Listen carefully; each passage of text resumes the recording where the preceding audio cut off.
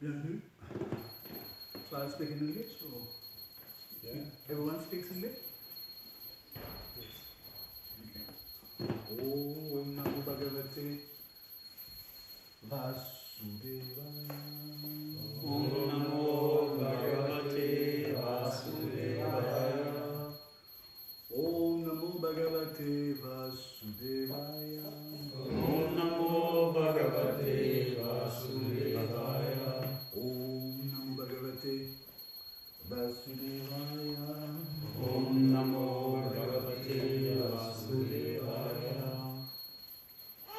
Om Ajnantirandasya Yananjara Sharakaya Chakshumilitam Yena Tashmai Shri Gurave Namaha Shri Chaitanya Manubhitam Statitam Bhutale Swayam Rupam Kadamayam Dadati Swapadantikam Vandeham Shri Guru Shri Yuta Padakamalam Shri Guru Vaishnavam Sa Shri Rupa Sagrajatam Sahagana Raghunatam Vitam Tam Samjivam Sadvetam Savadvitam Parijana Sahitam Krishna Chaitanya Devam Shri Radha Krishna Padam Sahagana Lalita Shri Vishakam Vitam Sha He Krishna Karuna Sindhu Dinabandhu Jagate Gopeshwara Kamata Radhakanta Namostute Tapta Kanchana Gaurangi Radhe Vrindavaneshwari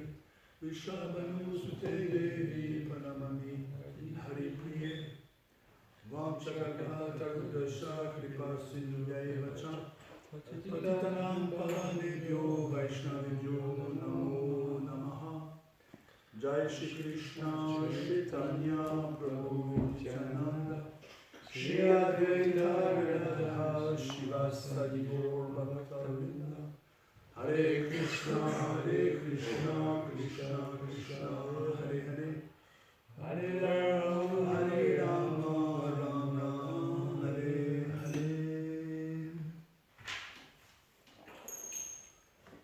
Srimad Bhagavatam, Canto 9, Chapter 5, verses 21 and 22. Durvasa Muni's life spared. Karma vadatam nitate gayanti svastriyo muhu kiltim param punyam cha Kirta Yishyati Bhuriyam. 21. All the blessed women in the heavenly planets will continuously chant about your spotless character at every moment. And the people of this world will also chant your glories continuously. 22, which is the verse on the board.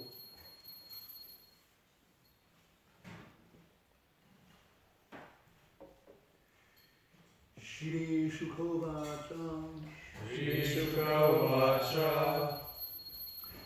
Evam Sankirtya Rajanam Evam Sankirtya Rajanam Duvasa Paritoshitaha Durvasa Paritoshitaha Yayo Vihaya Samantriya Yayo Vihaya Samantriya Brahmalukam Mahetukam Brahmalokam Ahetukam Shri Shukhovacha Shri Shukhovacha Evam Sankirtya Rajanam Evam Sankirtya Rajanam Duvasa Paritoshitaha Durvasa Paritoshitaha Yayo Vihaya Samantriya Yayo Vihaya Samantriya Brahmalukam Mahetukam.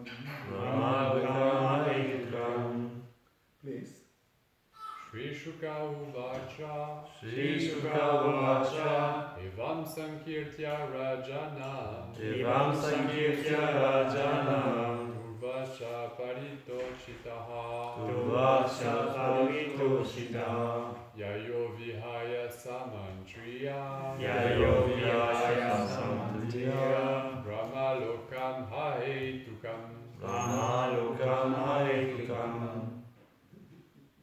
Shri Shukhovacha Shri Shuka Uvacha Evam Sankirtya Rajanam Evam Sankirtya Rajanam Durvasa Paritoshitaha Durvasa Paritoshitaha Yayo Vihaya Samantriya Yayo Vihaya Samantriya Brahmalokam Ahetukam Brahma Lokam Hahetukam Mataji's.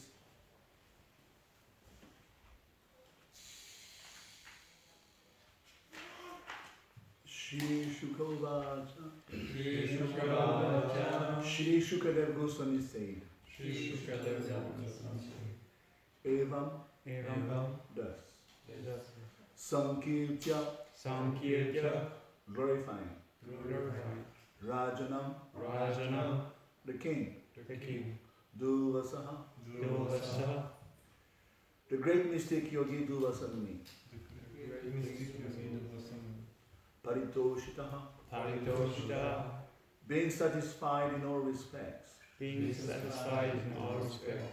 Eayo Eayo left that place. left that place. Vihayasa Vihayasa by the spaceways. by the spaceways. Amantriya Amantriya taking permission. taking permission. Brahmalokam Brahmalokam to the topmost planet of this universe. to the topmost planet of the universe. Ahetukam Ahetukam where there is no dry philosophical speculation. where there is no dry philosophical speculation. Shri Shukadev Goswami continued. Thus being satisfied in all respects, the great mystic Yogi Durvasa took permission and left, continuously glorifying the king.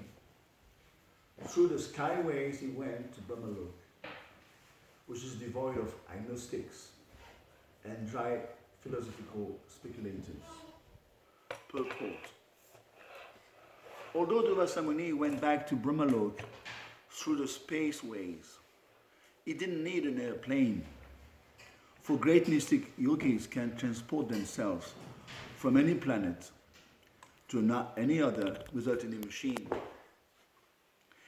There's a planet named Siddhalok, whose inhabitants can go to any other planet because they naturally have all the perfection of yoga practice. Thus Durvasa Muni, the great mystic yogi, could go through the skyways to any planet, even to Brahmalok, In Brahmalok, everyone is self-realized, and thus there's no need of philosophical speculation to come to the conclusion of the absolute truth. Durvasa Muni's purpose in going to Brahmalok was apparently to speak to the residents of Brahmalok about how powerful a devotee is and how a devotee can surpass every living entity within this material world. The so-called Gyanis and Yogis cannot compare to a devotee. So you are obviously quite aware of this lila because you have been listening carefully every day. Is that the case? So what's happening here? Let's have some interaction. What is the crack of the matter?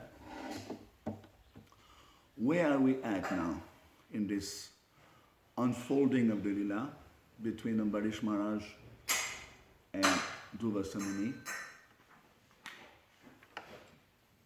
We are kind of concluding Yes. last time actually. Yeah. Definitely. So, first of all, we have to remember that the father-in-law of Durvasa Muni cursed Durvasa Muni. Well, you have to understand also this thing. Eh? So, what did he curse him about? He would be defeated. And this is what's happening now. But of course he has been defeated in a positive manner because he comes out victorious, he comes out rejuvenated spiritually, isn't it? He comes out freshened up, he comes out on a high-spirited, we could say. So it's a fact that in this world, even in this materialistic world, people are gauged according to their selflessness, isn't it? Look at Mother Teresa, Albert Schweitzer. Albert Schweitzer was a great educational person. Why do we remember them? Gandhi and all. Because of their selflessness. So selflessness is something which is valued even by materialistic persons. Right? Even though themselves they cannot come close to that, but they value, they know, this person is selfless. So it should be praised. So that's the inner vocation, the inner craving of the soul to appraise selflessness, which is basically the constitution of the soul, to be selfless towards Lord Krishna. So it's very interesting to note that even in this materialistic world, this quality of selflessness is highly praised. What to speak of a Vaishnava who is selfless, like Ambarish Maharaj? How much is going to be praised? So in 20, today is 22, in 20, Srila Prabhupada explained he could understand firsthand, Durvasa Muni could understand firsthand experience the influence of a Vaishnava by personal experience. He had firsthand experience.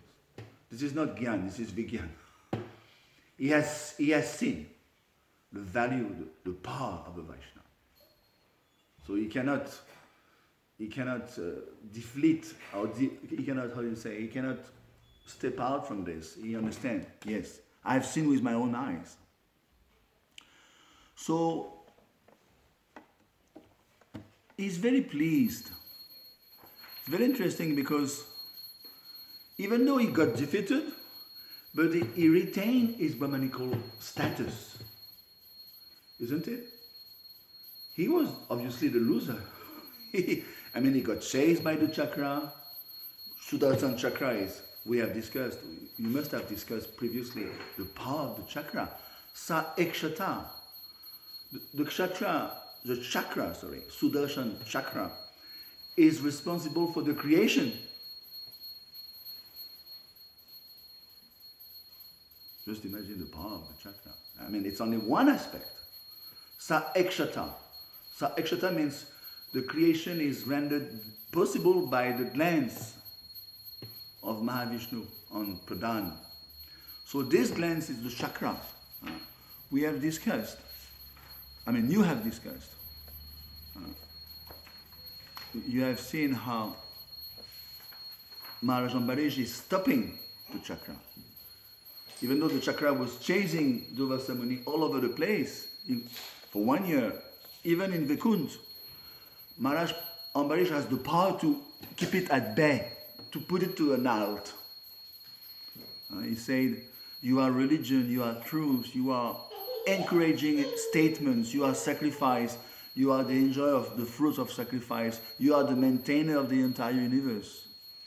You are the supreme transcendental prowess in the hands of the Supreme. You are the original vision of the Lord, Sudarshan. And do you know how the Sudarshan stands when it comes to Lord Jagannath and Baladev and Subhadra? Have you seen Sudarshan? At home I worship Jagannath, so I know. But did you notice there is Lord Jagannath? Yes, very good. This is the chakra.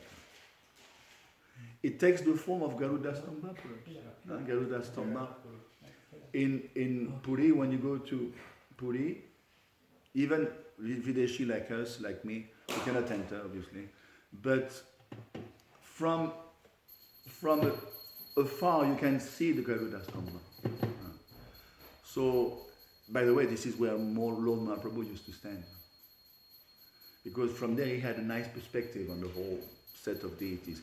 But Sudarshan is chakra, and it takes the form of a pillar in the realm of Jagannath Puri. So, where are we? 22. So, first of all, it's mentioned that he's pleased. He's very pleased. He has been satisfied. He has been defeated. But sometimes when you become defeated, you become pleased. Just like Lord Shiva has been defeated by Mohini Murti. You know, when you become defeated, materialistic will say, I'm pissed off. I can't take it. I'm being defeated. It's a rivalry. No. On the spiritual realm, a gopi is serving better than another gopi. A devotee is serving better than another devotee. A devotee is distributing more books than another devotee. The other devotee who has distributed less books is pleased. He's pleased. So there's no envy. So here, Durvasa Muni has been flatly defeated. Not only halfway. He made a fool of himself in the whole universe. Didn't he? Everyone could. He went to Lord Shiv, he went to Lord Brahma. They told him, sorry, we cannot do anything. Even he went to Lord Narayan. Also he made a fool of himself. What did Lord Narayan say when Durvasa Muni came there? I cannot help you. You have to go to Madhavendra. Sadavo Hridayam Mayam Sadunam Hridayam Twaham. In my heart, Lord Narayan is saying, you find only pure devotees. In their hearts, you find only me. And even though he said in 111, Vyasadeva is saying in 111 Srimad Bhagavatam, Abhigya Svarat. Remember, Abhigya means very powerful, is absolutely powerful. And Svarat is totally independent. But then, shortly after saying, Sadunam Hridayam Twaham, a few verses later, he's telling Durvasa Muni, Shri Bhagavan Uvacha, Aham Bhakta Paradino, Yasvan Tantra Dvija. I'm not at all independent. He just said in 111, long ago, yesterday he's saying actually, I'm totally independent. And in that verse, in the 9th chapter, 9th canto, he's saying, I'm not at all independent. I'm totally dependent on my pure devotees. So we can see the Lord is at times, oftentimes actually, contradicting himself. Is there a contradiction? How can you reconcile these two apparent contradictions?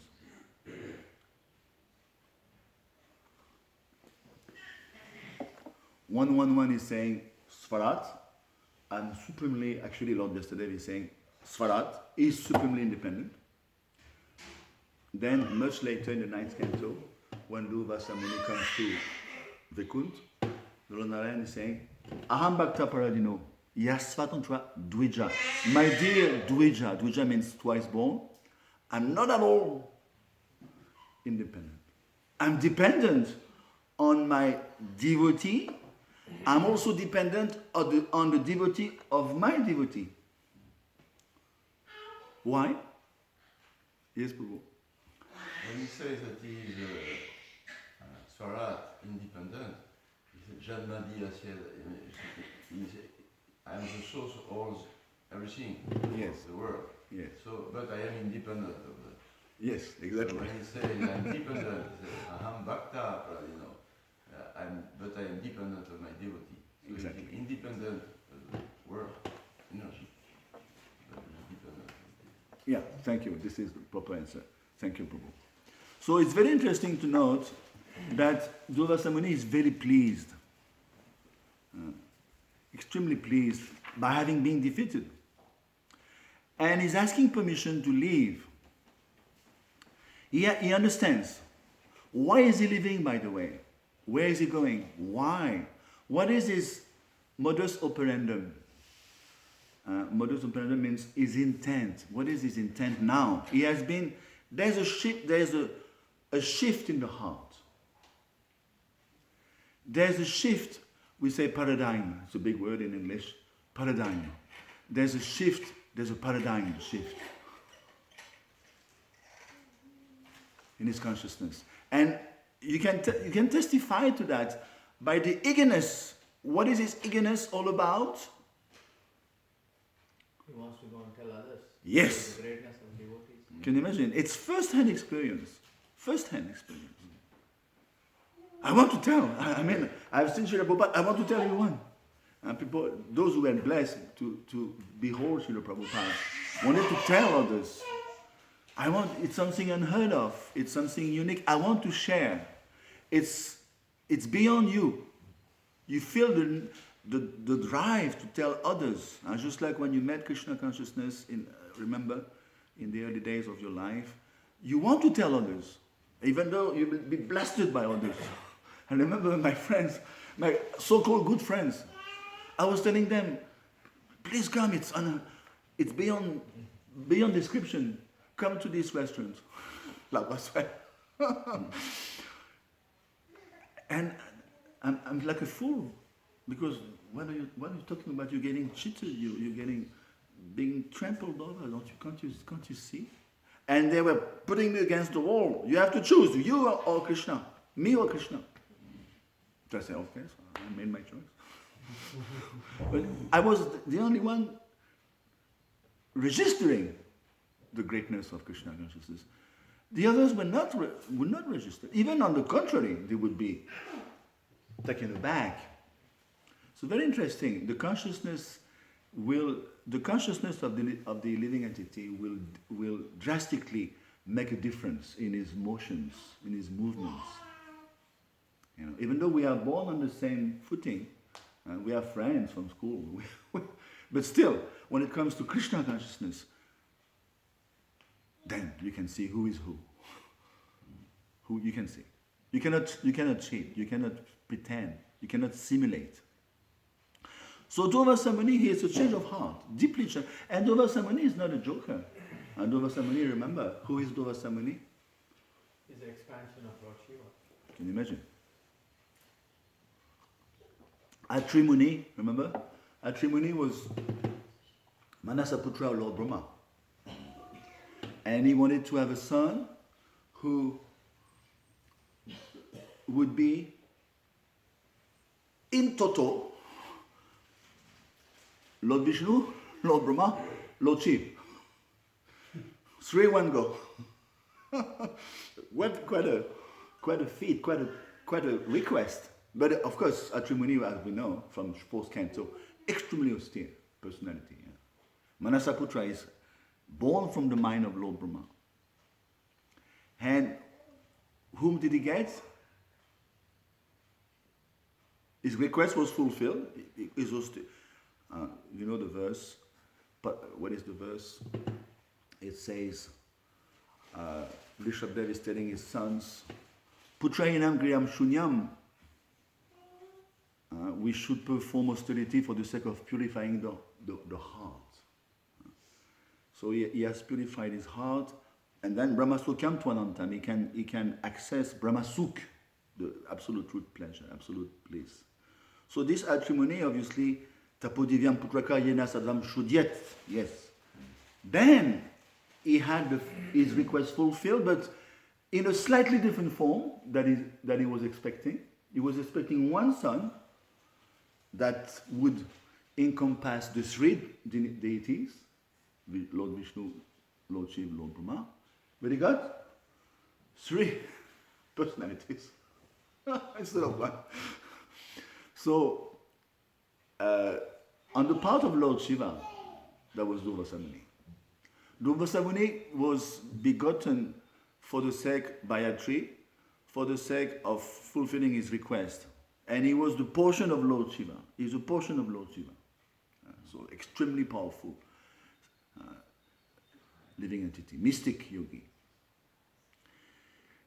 And I mean, he can even go to Vaikuntha. Can you imagine? Just like the four Kumars.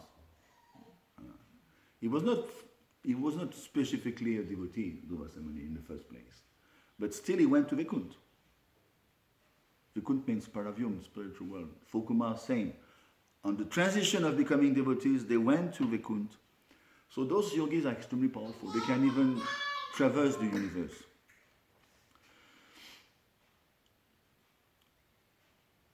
So now, he's going there, Siddhalok. Siddhalok, what is Siddhalok? Do you have any idea? Where the mystics live. Yes.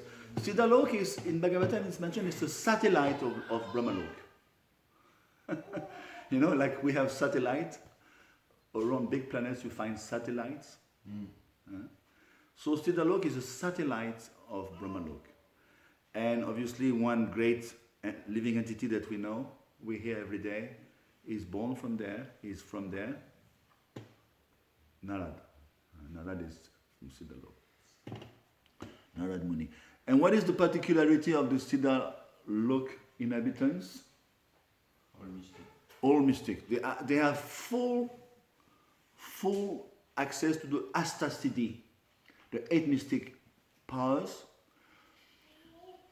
Let's name a few, just as a refresher.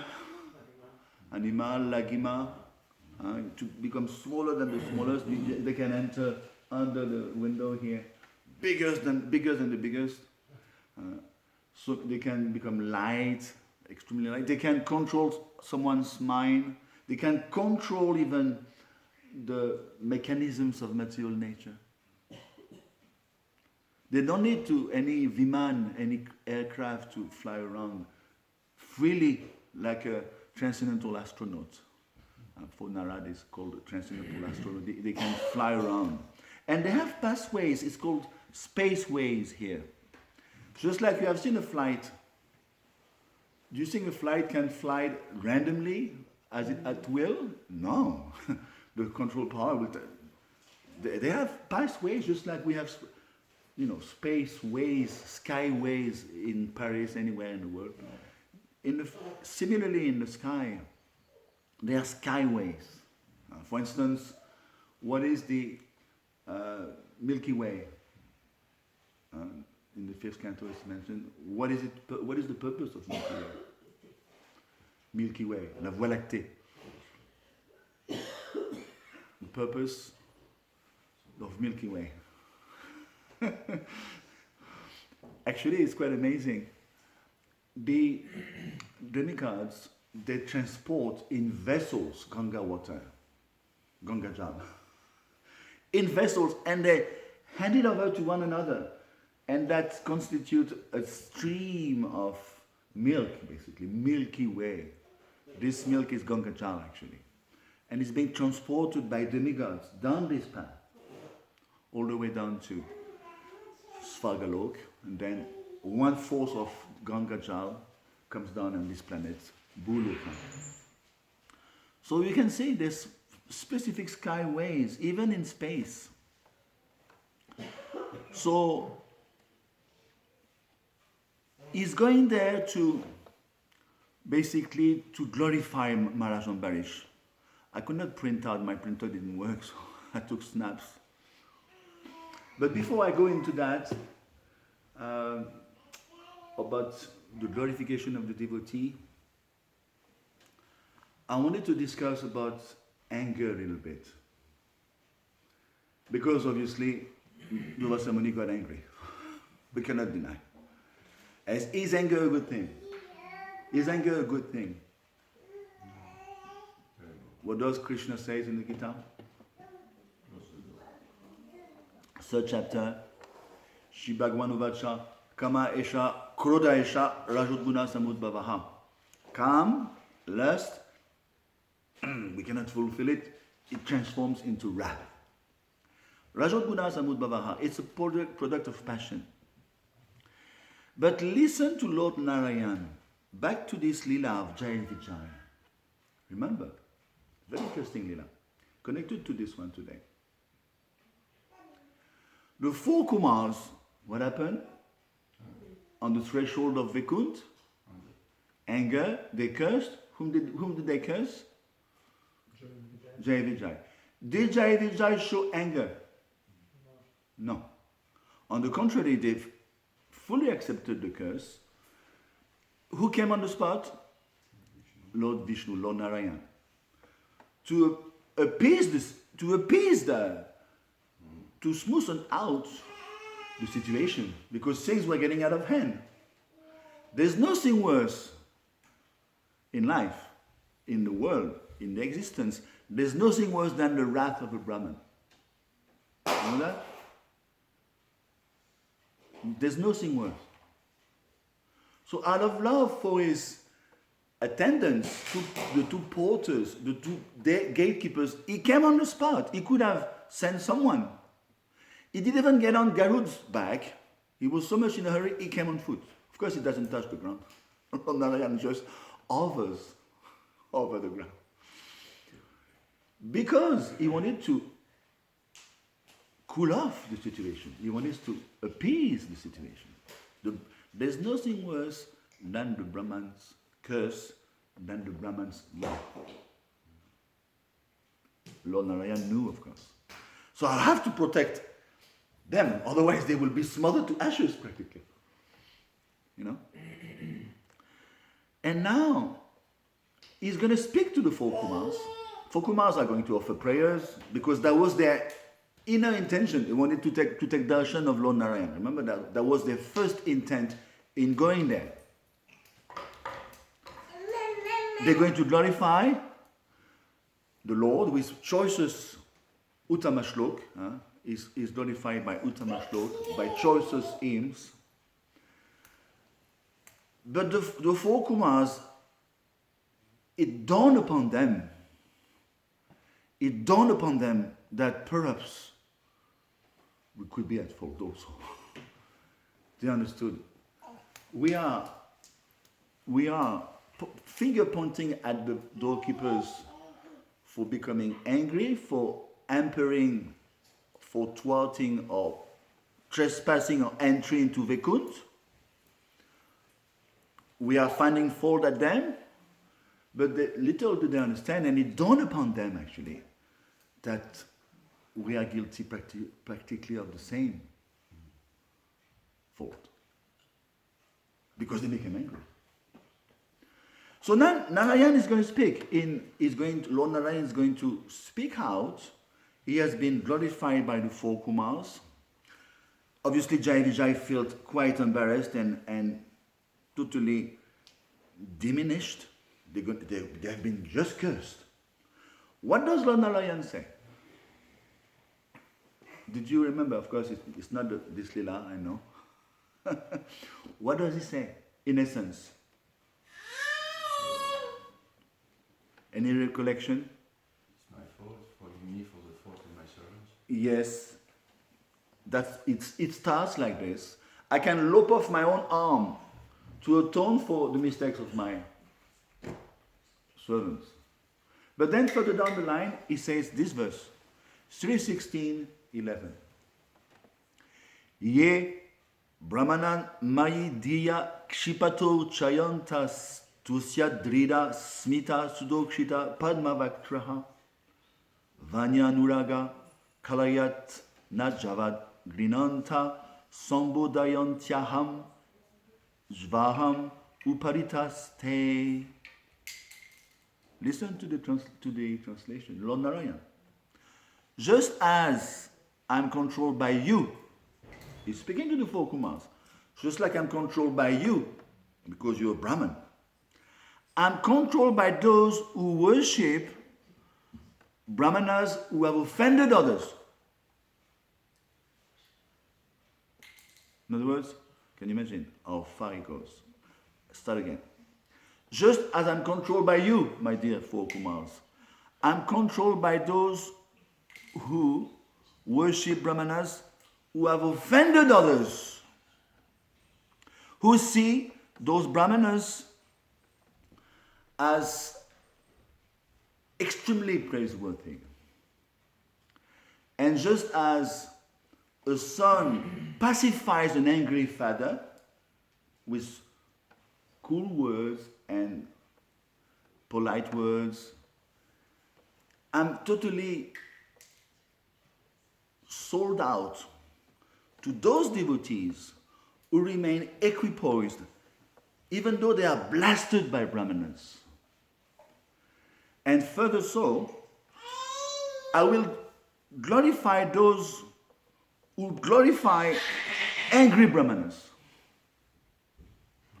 Those Brahmanas who offend others, I will glorify those devotees who still respect those Brahmanas. Can you imagine how Lord Narayan is saying? In other words, the test is, if you can remain equipoised when you are blasted, even unfairly, when you see a Brahmana who is offending others, because the Brahman race is beyond proportion. That is why Lord Narayan came on the spot, because things could become out of hand, out of proportion. And he's telling the four Kumars, indirectly, that they are at fault. It doesn't tell them you are at fault. It's extremely subtle. He's telling them, because Jai Vijay, even though blasted by you, they remain equipoised. Did Jai Vijay complain? No. They took it in their own strides. So if you can still remain equipoised when you are blasted by a Brahmana, even unfairly, and even that Brahmana may have offended others badly, Lord Narayan is saying, I worship the devotee who can put up with the whole situation. How far Lord Narayan goes. How far it goes. So, did Maharaj Ambarish pass the test? He has been cursed. He has been attacked unfairly. I mean, what is his fault, Maharaj Ambarish? He's a Madhpana devotee. What is his fault? No fault. He took jal, he took water, he had done nirjal for 1 year. 1 year, I think. Whatever, 1 year perhaps. And on the plea of the Brahmanas, his own council, Brahmanical council, they told him, you can take the jal, you can take the water, it's not a fault. Still, Durvasamuni took offense. So he was treated unfairly. Yet Durvasamuni was chased by the Sudarshan Chakra. He went all the way to Vaikuntha. In the meantime, what did Maharaj Ambarish do? He could have, okay, let him sort out his own situation, let me carry on with my life. No. He carried on fasting. Can you imagine his consciousness? He carried on, he has already been fasting 1 year. He carried on fasting, just to wait for the outcome of the situation. So, he has fulfilled exactly that verse 3:16:11. He has been offended, unfairly, still is praising Durvasamuni. So you understand now why Lord Narayan told Durvasamuni, Aham Bhakta Paradino, Yasvantatra Dvija. Yes, now you understand. This is the greatness of a Vaishnava. Param Vaishnava. Maharaj Ambarish falls in the category of Matpara devotee. It's practically one of the greatest devotees in the Srimad Bhagavatam. So, obviously, Durvasamuni is totally thrilled to have been defeated. And he's coming back. He's hurrying himself back to the kingdom of Maharaj Ambarish. He's going to obviously offer Dandavat. And what is the reply of Maharaj Ambarish? What is his reaction when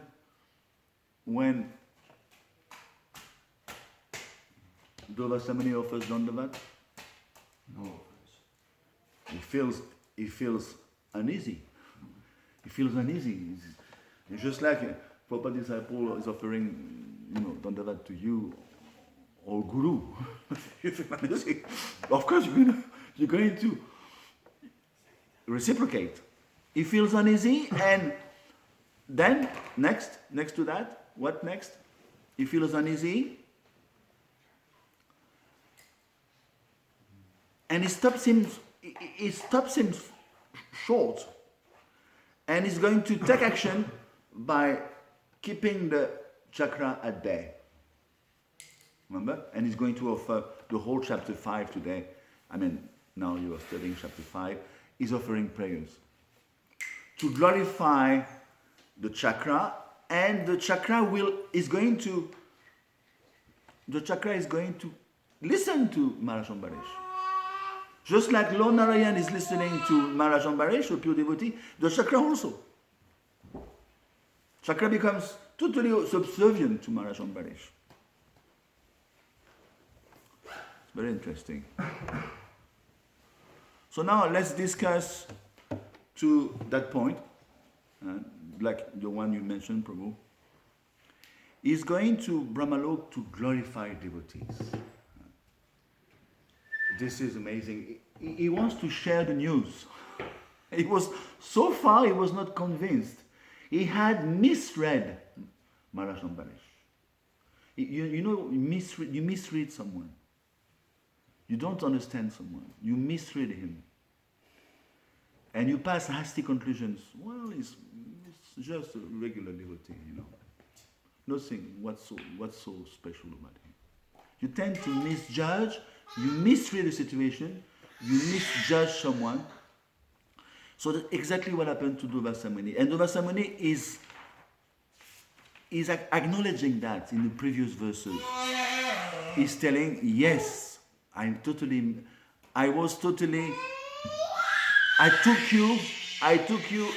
Adi!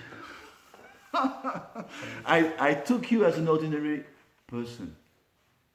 Can you imagine how much you can be bewildered? He's himself a mystic. How much he has misread. He's not an ordinary fellow. How much he has misread, misjudged.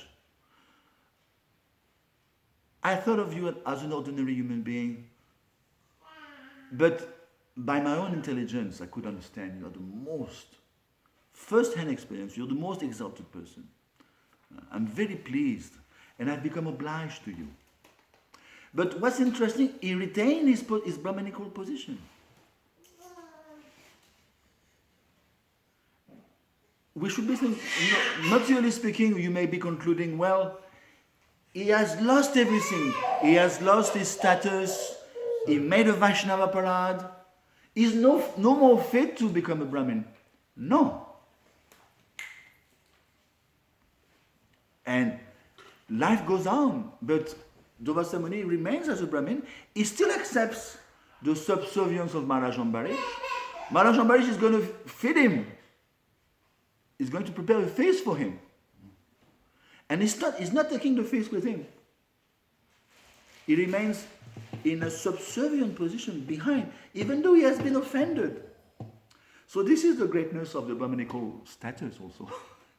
Even though a Brahman may commit severe mistakes, he never loses his position, even in the eyes of the Lord. On the contrary, we discussed just now, Lord Narayana is advising us. We should praise those Brahmins who have been offending others. Can you imagine? And I can see he's bewildered. Prabhu. We should praise those Brahmanas who have been offending others by remaining calm and equipoised. How far Lord Narayan goes. We should become an equipoised. Sorry? We should become an equipoised, or You should remain equipoised and calm, even though a Brahmana has been offending others. A Brahmana is at fault. And even he may be blasting you unfairly, still you should remain equipoised. This is exactly the state of affair that happened to Maharaj Ambarish. But we should not be concluding that Durvasa Muni is going to lose his position. He remains his position. But now he has understood. This is the difference. This is a first-hand experience. It's a life shift. It's a life changer in his life.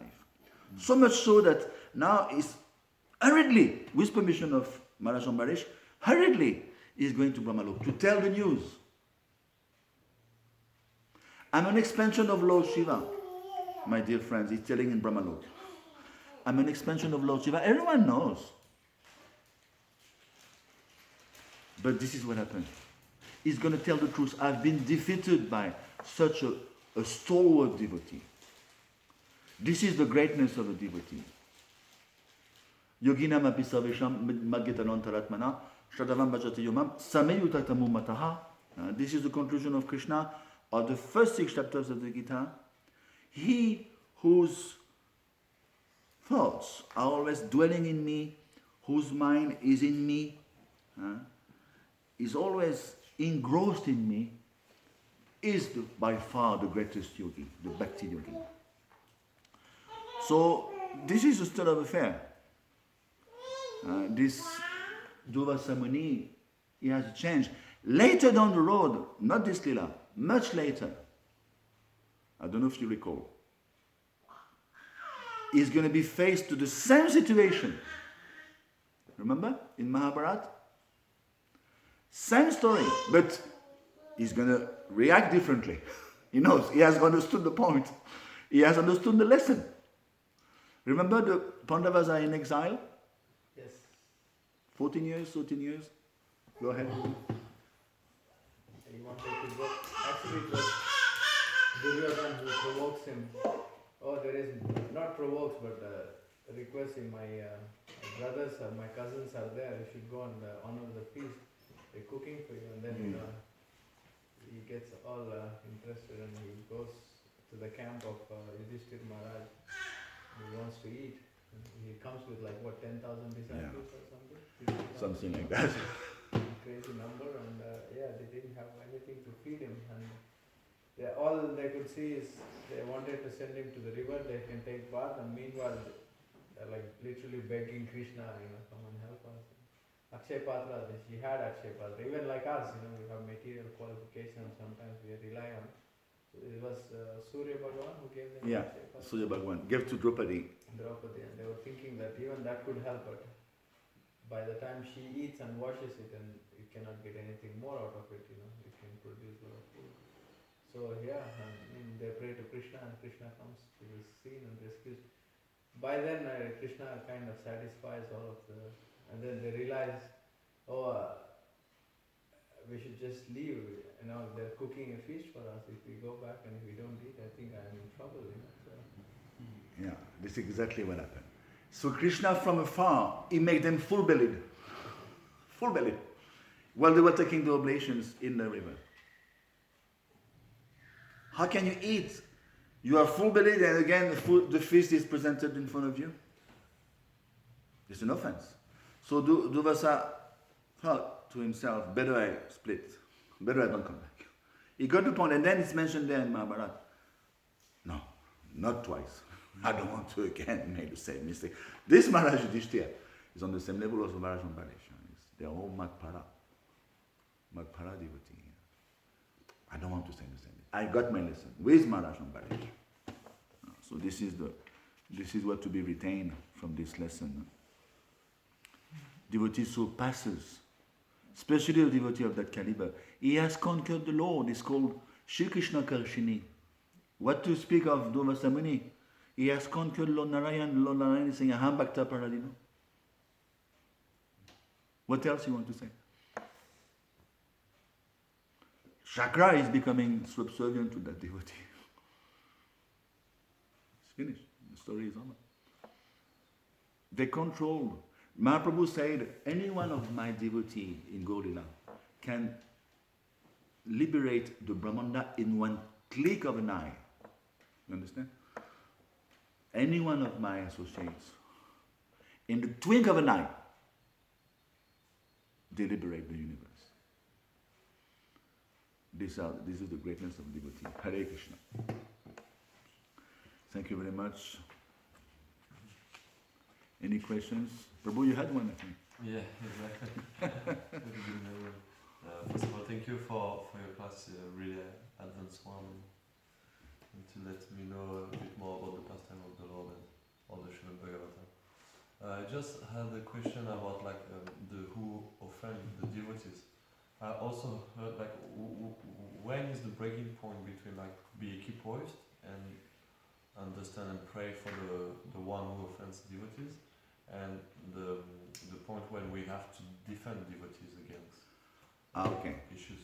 Good. Well, as far as you are concerned, you should tolerate.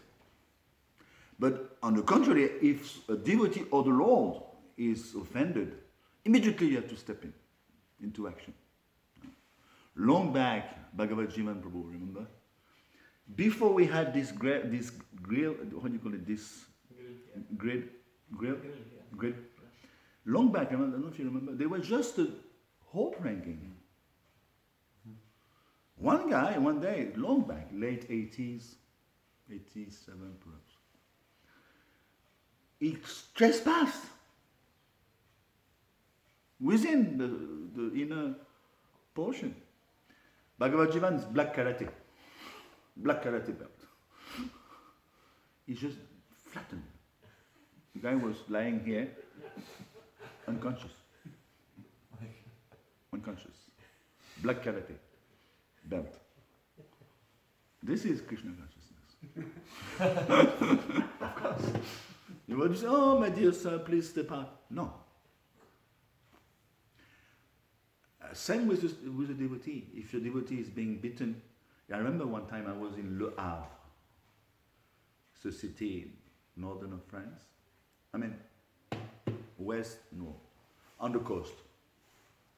We were distributing books with Dhananjay, long back, late 80s perhaps. And in those days, dhoti, that was the norm. And we were doing one block, you start clockwise, I start anti-clockwise. So at one point you're bound to meet because it's a block. It takes some time, hours, but sooner or later you're going to meet him. And I meet him in the same building. So in those days we press the button, we have to sneak in one way or the other. That's me, please open the door. Enter. And we have a rule. In Sankirtan, we know that you guys are Sankirtan devotees also.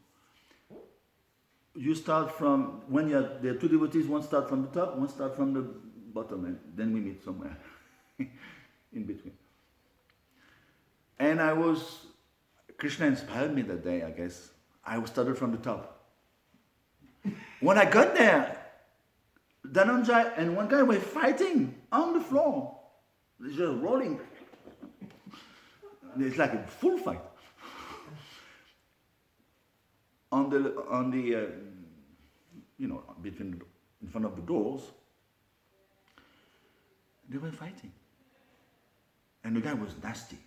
So immediately, I jumped on the guy, started beating the guy. But then the guy, he pulled out a big dog. And I remember he told us, you get out of here, I don't want you to see you, I'll call the police. And he brought the dog.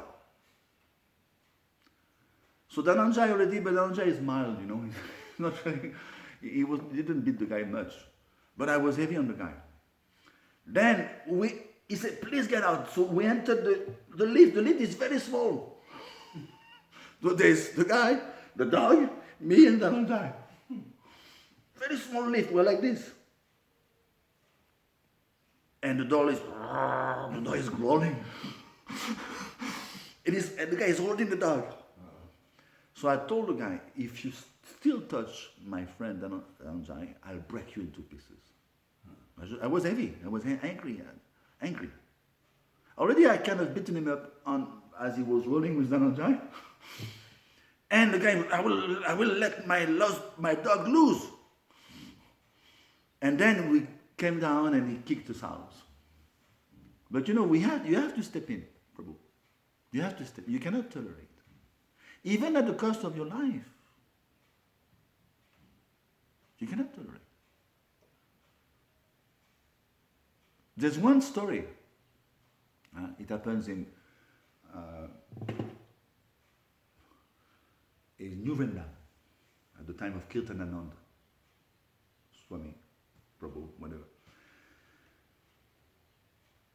Long back, Prabhupada was still around. In the 70s, the Hells Angels. You know the Hells Angels? They are not jokers. They are killers. And they came to New Vrindavan in the early days. They captured Kirtananand, Prabhu, Swami. They told him, you just dig your own grave. They put him on top of the hill. You've been there, it's a bit hilly. You dig your own grave.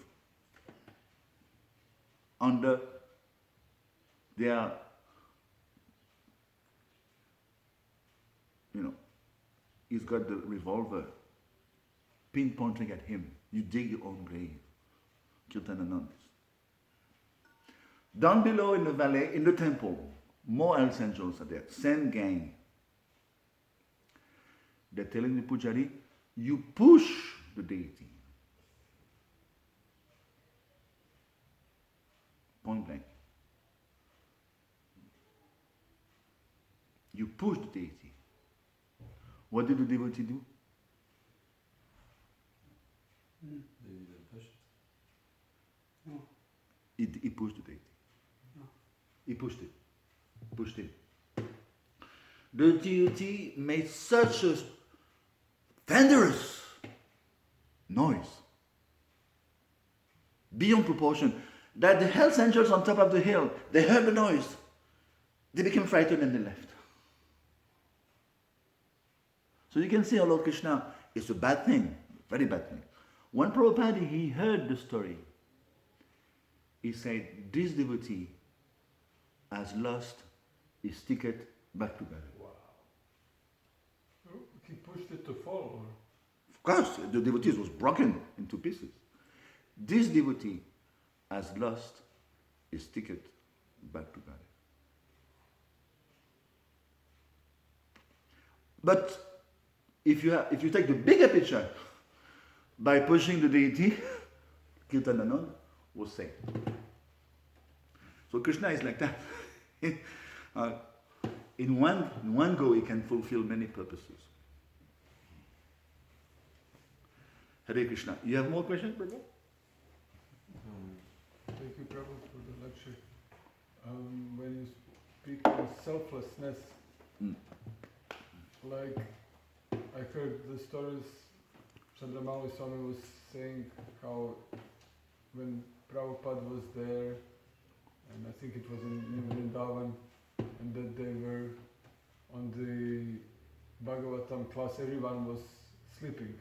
They were so exhausted by service that everyone, including the lecturer, were sleeping during the class. So this is like selflessness. They reduced their sleep so much that they were totally exhausted. But how do we understand that? Should we follow that, like be so because it doesn't make sense to be sleeping in the class and be sleepy, like they were sleeping very less. Should we try to exhaust ourselves like this, or No, what does Krishna say in the Gita? to be In the 6th chapter? moderated in eating? Yeah, moderate in his eating, equipoise in his eating and his sleeping. Even with there's Ekadashi all the time, twice a month.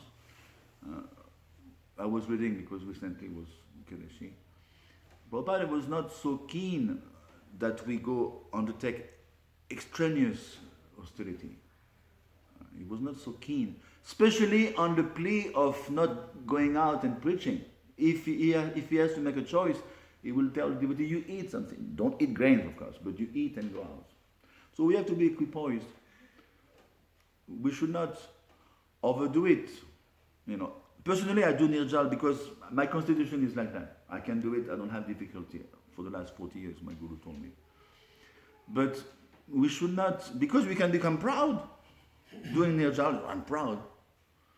No, it's just facility. If you can do it, better. If you can chant more, less eating, less sleeping, better. But not to the extent of catching up for next few days, crashing all day and eating all day, just to catch up. Just like the Muslim for the Ramadan, they fast all day, and at night they gorge themselves all night. Oh, I'm fasting. This is ridiculous. It's fasting in the mode of ignorance. So we're doing because Ekadashi is Harivasar, it's called. It's another name of Ekadashi. Harivasar is to please Lord Vishnu. So if you can chant, it's better to chant more, definitely. If you don't eat, if you don't or sleep less, you chant more, by definition. You have more time. You don't have to go to the toilet, for instance. It's very simple. It's very pragmatic, So no, don't force yourself into those extremes. Prabhupada Krishna doesn't say that. Because then, can you retain that forever? Like someone tried to imitate Bhakti Tirth Maharaj. Bhakti Tirth Maharaj was chanting 16 rounds Mahamantra and 16 rounds of Pachantada Mahamantra. Can you imagine? Jai Shri Krishna, Chaitanya Prabhu Nityananda, Shri Advaita Gadadhar, Shiva Siddhi Gaur Bhakta. Jai Shri Krishna, 16 rounds like this, 16 rounds Hare Krishna. And you have seen his lifestyle, Bhakti Tirth Maharaj. Eating once a day, sleeping for 4 or 5 hours. And the devotees, he was so successful in his book distribution. Devotees, let me do like him. Then after 3 or 4 days they would faint. So they understood we cannot follow. So we cannot imitate. If we can follow in the footsteps, it's good, but if we cannot, it doesn't matter. We have to remain ourselves and do our service. You follow? No need to imitate. Because this is not the criteria to be recognized by Krishna. Remember when Lord Krishna came to see the Prachitas, they were doing severe austerities on the bottom of the Yamuna, bottom of the ocean, the Prachitas. Yamuna? No, it's ocean. No? I think it's ocean. The sons of Prachina Barisha. Can you imagine living underwater? Lord Narayan come with Garud in the water. What is the first thing he told them? Did he tell them, I'm very impressed by your austerities? So strict, so radical. No? What did he say? Impressed by your cooperation and friendship. Yeah. I'm very impressed by, you never fought among one another. There are 9 brothers. And the Prachitas, there are 10 actually, 10. The Madhavendra are 9, Prachitas are 10. So you never fought amongst yourself. I'm very impressed. Ask me for a boon. He didn't say I'm very impressed by your austerities. Hare Krishna. We'll stop here. Hare Krishna. They got a new deity, a new Vrindavan? Yeah, I guess after that. It was long back. Long back. And girls. Huh? And girls. And girls. Prabhupada told them to get girls, yeah? that's why. We have to take guns. You know, like you have seen the story in Bangladesh. Yeah. This is ridiculous. Yeah. You know, and when they ask the spokesman of ISKCON in India, exactly what he said in Delhi, you know, that devotee is interfacing with the medias. Yeah. I forgot his name in Delhi. Immediately he said that point, he said, we should have guns. What is this story of, yes, please destroy and Om Shanti, Om Shanti? What is it in the Gita? Show me. We should have guns. Lucky the people who are attacking. Thank you, Prabhu. It happens twice, even second time recently. Again they got it. Yeah, recently. Yeah. When are they going to get the point? Imagine if that happens here. Namacharya, Govinda. Sorry? Imagine that happens if they come to New Mayapur or somewhere like that. Govinda, Namacharya, we have like special Kshatriya nature devotees. No, we These need. guys will never go back. Yeah, of course, we have to defend the place. Yeah, why not? Of course. We're not going to be like, It happened in Mayapur in the early days. That's why they brought Nishingadev Yeah. in '86. Bhakti Raghav Maharaj lost his leg in there. Yeah, we're not going to be like Shanti. Hare Krishna. Thank you.